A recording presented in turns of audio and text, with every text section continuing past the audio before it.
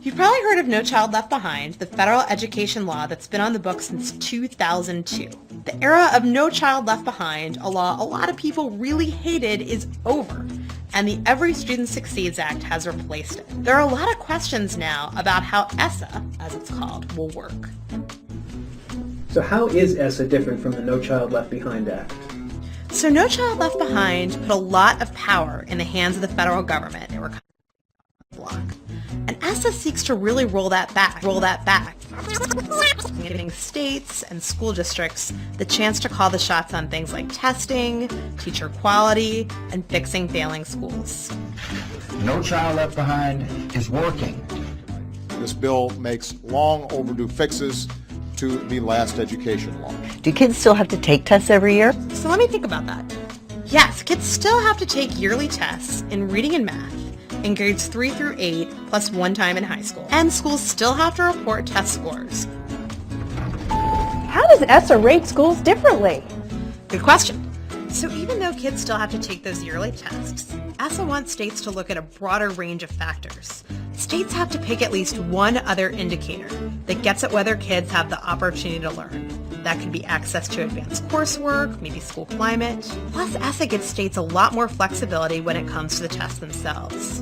Districts could decide to have high school kids use the SAT or the ACT instead of the state exam. Plus, under ESSA, a handful of states can experiment with new forms of testing, allowing students to work together on performance tasks instead of those fill-in-the-bubble tests that we're all used to.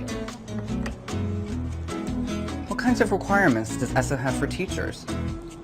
So under No Child Left Behind, teachers had to be highly qualified. That meant that they had to have a bachelor's degree in the subject they were teaching plus state certification. A few years ago, the Education Department gave states some wiggle room on that requirement, as long as they promised to evaluate teachers in part based on student test scores.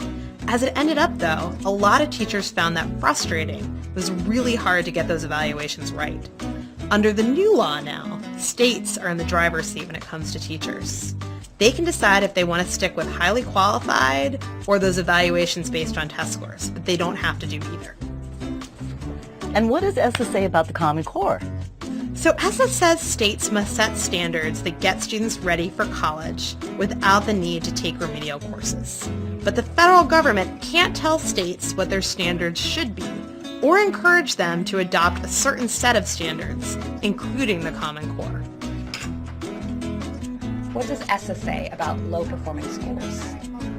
States will still have to identify and fix the bottom 5% of schools and those with really high dropout rates. Hold on a moment. Has ESSA already hit schools?